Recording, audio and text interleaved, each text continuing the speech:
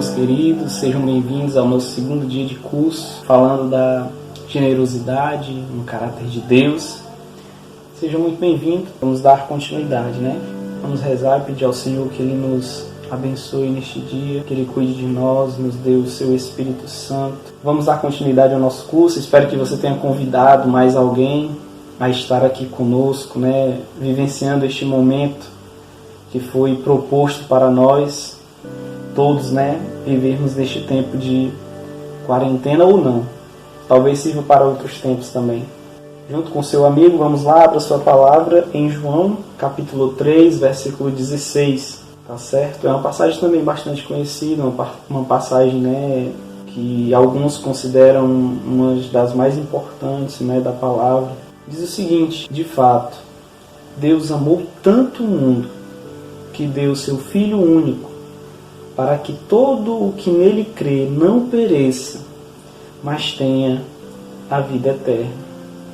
Pois Deus enviou seu Filho ao mundo, não para condenar o mundo, mas para que o mundo seja salvo por meio dele. De fato, Deus amou tanto o mundo, que deu seu Filho único, para que todo o que nele crê não pereça, mas tenha a vida eterna. Quando falamos da palavra aqui, tanto, ou em algumas traduções tal, Deus amou de tal forma o mundo, na sua tradução eu não sei, mas ele vai colocar uma palavra que revela quantidade, o tanto, tal, ele vai nos remeter à abundância, aquilo que falamos desde o primeiro vídeo. Então Deus, Ele é abundante no seu amor para conosco. Ele amou a gente no seu limite. Ele amou a gente no máximo, no que Ele poderia ter feito. Em várias situações de nossas vidas, nós somos enviados a algo e aí nós temos a liberdade, o livre-arbítrio de fazer aquilo que nós consideramos melhor, né? O que seja o máximo, mas também temos a liberdade de fazermos de qualquer jeito. E Deus, quando Ele enviou o seu Filho único, Ele quis demonstrar o maior ato de amor que alguém possa fazer por outra pessoa. Ele amou muito. Ele entregou o que era mais precioso para si por amor. Então Ele amou o mundo porque Ele deu o seu Filho único. Ele coloca Deus, Ele se utiliza de fatores humanos para que a gente compreenda o seu amor divino. A gente pode perceber, Ele coloca o Filho, né? Porque aqueles que são pais, aqueles que, até você que é filho, que compreende e reconhece o amor que o seu pai, a sua família tem por você, entende que você, filho, é o dom mais precioso da sua família. E a sua família são seus melhores amigos. E você que é pai, você olha para o seu filho e vê que é o maior bem que você tem. Apesar de haver famílias que abandonam os filhos, apesar de haver pais que mesmo dentro de casa abandonam seus filhos também, porque estar presente na vida de alguém é muito mais do que a forma física, né? É muito mais do que isso. Mas vamos lá, né, no nosso ponto aqui do amor de Deus para conosco, né? Ele coloca a palavra como: olha, o que eu poderia fazer por você, eu fiz, e fiz de maneira abundante. O amor que eu poderia provar a você foi desta forma, enviando meu Filho para lhe salvar, para livrar você de todo o seu pecado, para lhe dar aquilo que você merece. O mundo nos oferece migalhas, nos oferecem o mínimo, eles nos oferecem aquilo que é sensível à nossa natureza humana. E Deus oferece para nós o sobrenatural do seu amor, o abstrato do seu amor, que é muito presente, é possível sentir, é possível tocar. Assim como Jesus disse para Tomé, para que Tomé tocasse os sacrifícios de Jesus, ali Tomé estava tocando o próprio amor. Então é possível tocar o amor de Deus, e Ele se ofereceu de uma forma generosa esquecendo-se de si. E ali Deus revelou o seu amor em abundância na pessoa de Jesus. Quem te amou primeiro foi quem permitiu a sua vida. Quem te chamou primeiro, Ele é seu primeiro amor. O próprio Deus é o seu primeiro amor, porque Ele te amou primeiro. Não é aquele que você ama, não é aquele que você escolhe amar. O seu primeiro amor é aquele que te amou primeiro antes que alguém te amasse, que é o próprio Deus. Deus nos chama sempre a voltar a este primeiro amor. Cada ato de Jesus é destacando a personalidade do Pai. Entre eles, destacando neste tema de curso a generosidade.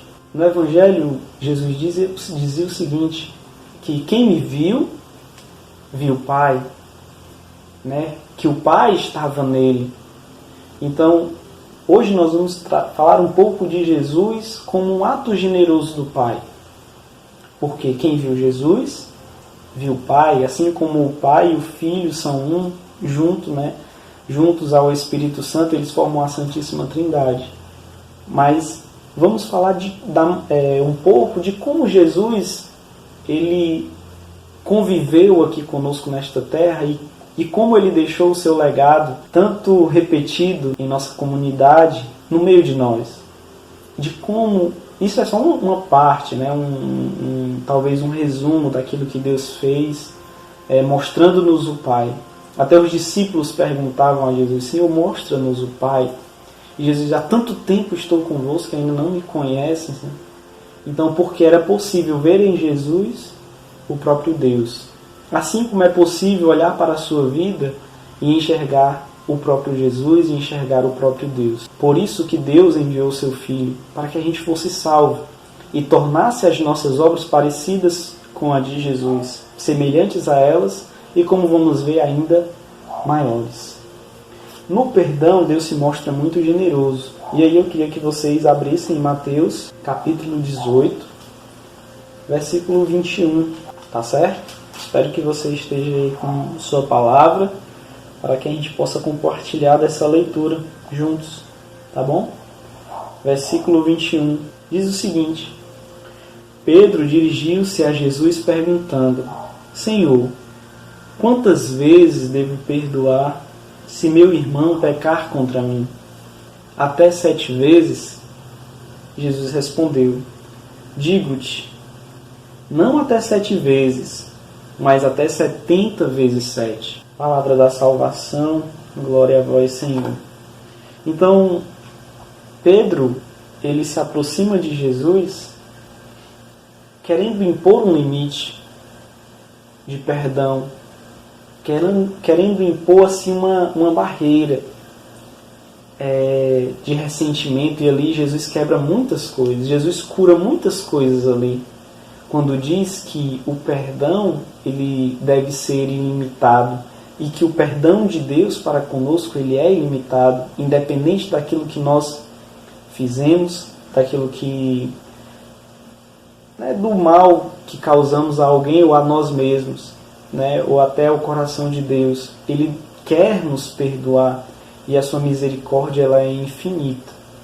O mundo, as pessoas podem impor barreiras, assim como Pedro. Nós podemos impor barreiras diante dos nossos relacionamentos. Olha, até aqui eu suporto, até aqui dá certo, mas se ultrapassar essa linha de limite, eu não lhe perdoo mais.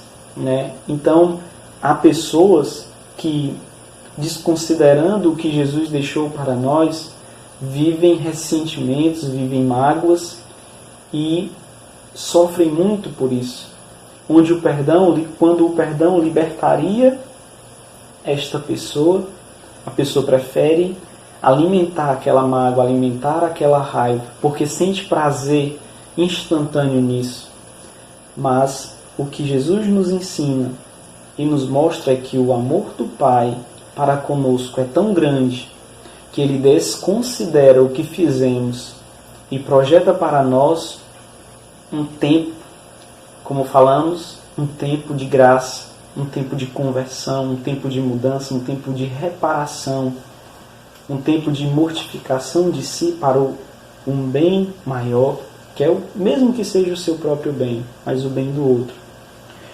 Nós iniciamos falando do perdão porque é no perdão que se revelam o amor.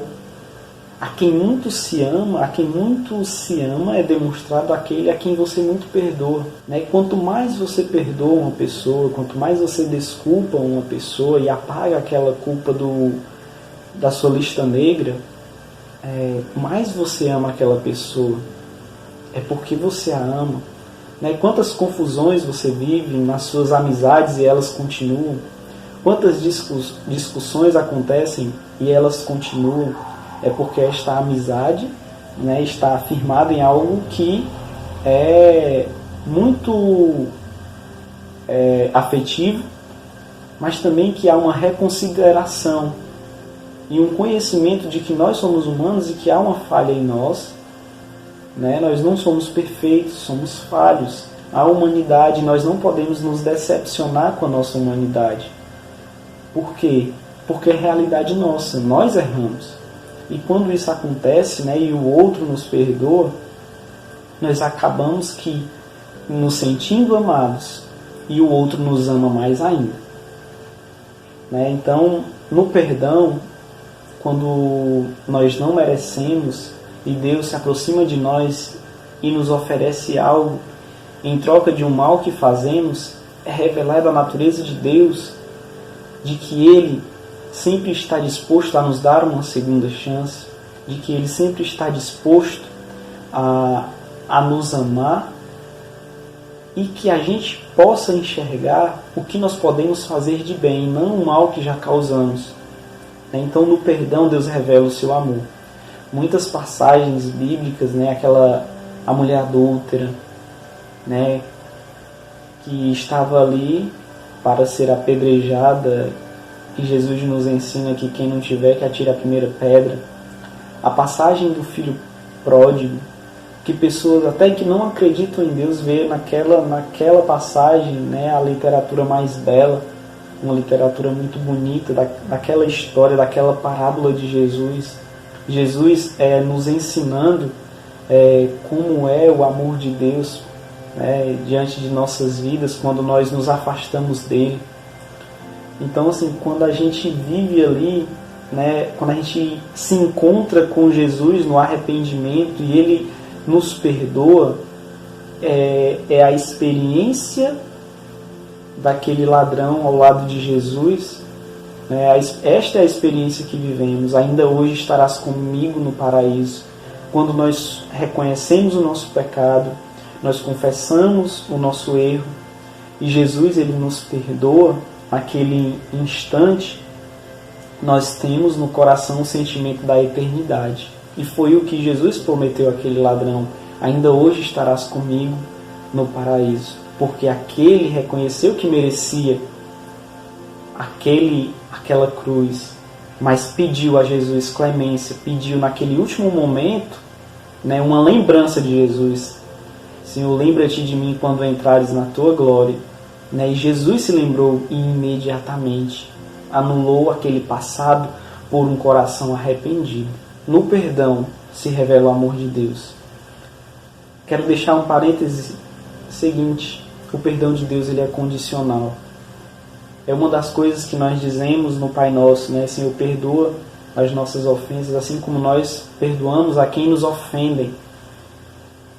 Então, à medida que eu perdoo, eu sou perdoado por Deus.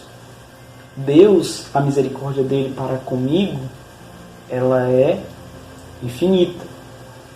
Mas o perdão também, ele deve ser uma via de mão dupla.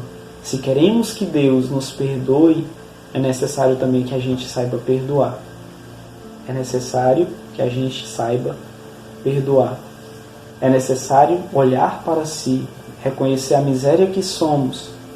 Porque quando eu reconheço a minha miséria, eu passo a enxergar o outro como um outro eu. Se eu sou um miserável, se eu sou pequenino, aquele outro que errou contra mim é um outro eu que também pode errar.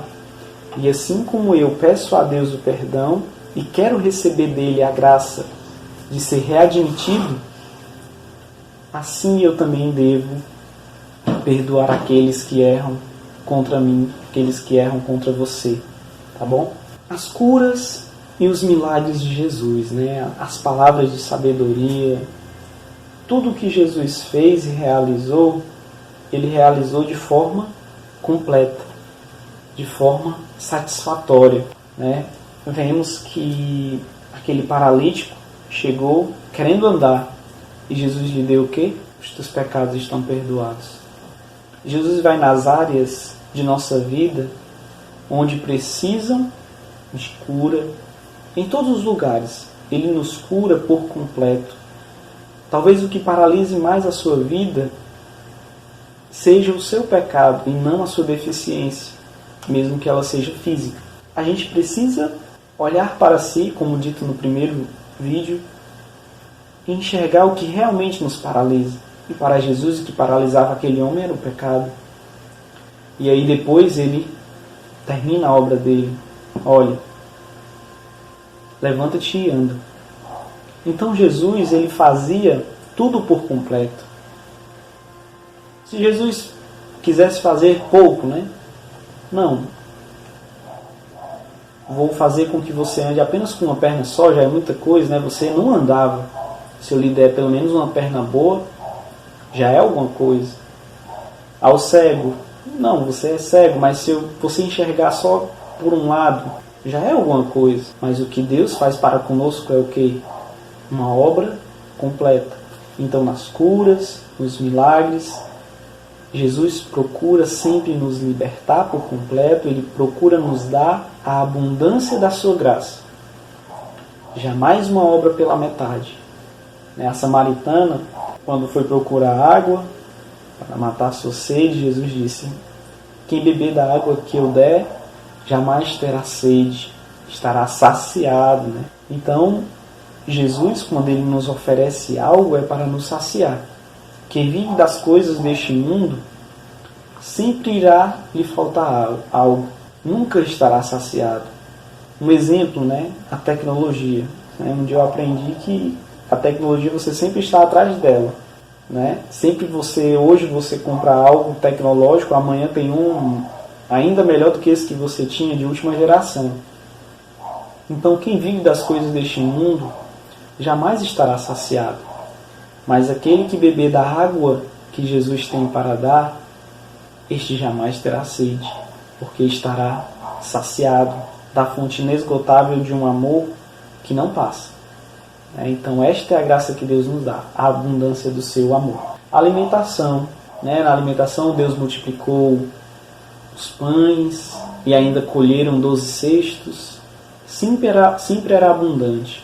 O maná, o povo estava no deserto com fome, Deus mandou o pão. Deus providencia as necessidades de nossa vida. E Ele falava isso para os discípulos: não se preocupem com o que vestir, porque tinha uns pássaros, né? Eu não lembro o nome, mas depois você pesquisa aí o nome dos pássaros. Nem o rei Salomão se vestiram como um deles, e eles nem tecem, nem fiam. Né? Eles não trabalham, mesmo assim são revestidos, né? com, vamos dizer assim, uma roupa que nem o rei Salomão em toda a sua glória vestiu. Então, nas nossas necessidades básicas, Deus também cuida.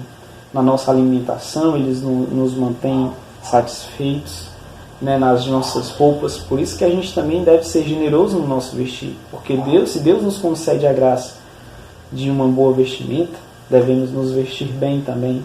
E assim viver esta doação, quando também não serve para nós. De sermos generosos nisso. É o que Jesus está a nos ensinar. De oferecer àqueles que não podem também. No sacrifício, né? Deus, quando Ele não tinha mais nada para dar, Ele ofertou a própria vida. E quando não sentia mais nada para tirar de Jesus, o guarda foi lá e furou, né, vamos dizer assim, o seu lado, e saiu sangue e água, e Jesus se esgotou. Na oferta, Jesus se esgotava, e em tudo, Deus, Ele fazia isso, né? Ele colocava-se à disposição para dar tudo de si. As coisas que você faz, o que você deixa pela metade. Seu pai lhe pede para encher as garrafas, você enche 2 e deixa uma vazia, né? Ou um dever escolar, você vai, são 10 questões, você faz 9, né? A sua esposa pede para você lavar os pratos, você lava só os pratos, as panelas, os copos, os talheres, tudo fica sujo, né? Ah, não, mas pedi só para lavar só os pratos, eu lavei só os pratos. Então, veja o que é que você faz pela metade, o que é que você pode fazer a mais, né? Compreenda o dom de si, o seu eu ofertado sem egoísmo. Jesus, ele se ofertou sem egoísmo, sem ser mesquinho, né? Mas sendo muito generoso. O que ele podia fazer, ele fazia, até quando não era chegada a sua hora, quando no primeiro milagre. No ensino, sempre que Jesus tivesse a oportunidade, ele ensinava, mesmo que aos 12 anos. Então, se você se acha jovem demais para Deus, para as coisas de Deus, olhe para o exemplo de Jesus, né, um jovem ensinando. E aquilo que você aprendeu, aquilo que você sabe, é muito importante que você saiba dividir. Um jovem generoso, uma pessoa generosa, ela, além de tirar notas 10, né, nas matérias, além de ser bom naquilo que faz, ele ajuda os outros a encontrarem os mesmos resultados, ou até melhores. No seu trabalho, a quem você pode ajudar que está com dificuldade, né, é importante que você vá ajudando e vá percebendo que Jesus ensinou quando tinha oportunidade, e ele ensinava tudo. Ele disse para os discípulos: eu ensinei para vocês tudo que aprendi do meu Pai. Então, ele tinha total disposição para dar tudo de si ao outro. E o que eu estou dando, o que eu estou oferecendo, será que não poderia ser um pouco mais? Né? São questionamentos que nós devemos fazer e permitir que Deus realize a sua obra em nossa vida e retire de nós todo o egoísmo, todo o pensamento apenas em si. Jesus, ele era, na sua amizade, muito leal. Né? Na amizade, ele foi sincero com os discípulos quando precisa, até chamar de Satanás ele chamou quando precisa para corrigir, mas era leal. No momento de sua morte, os guardas, né, não sabendo quem pegar, não, sou eu, deixem eles ir. E se cumpriu a escritura que dizia que ele não perderia nenhum dos seus. Então, Jesus, ele foi muito leal. Então, como estão sendo as suas amizades, né? Como está a sua lealdade com seus amigos? No partir do pão, em tudo. Né? E eu queria concluir, já pode se acalmar aí, já estou terminando, com a palavra de João 14, versículo 12, tá certo? Que diz o seguinte: em verdade vos digo, quem crê em mim fará as obras que eu faço, e fará ainda maiores do que estas. Amém? Palavra da salvação, glória a vós, Senhor. Né? Quem crê nele fará as obras dele ainda maiores. Então Deus nos chama, Jesus nos chama à sua imitação. E a sua imitação na generosidade, na sua imitação em tudo aquilo que nós discutimos, naquilo que nós partilhamos aqui. Então Deus lhe chama a isso. Convide mais um, ainda falta um vídeo, né? Ainda falta mais um dia. E contamos com você no próximo, tá bom? Vamos tentar viver a generosidade conforme a vontade de Deus. Deus abençoe.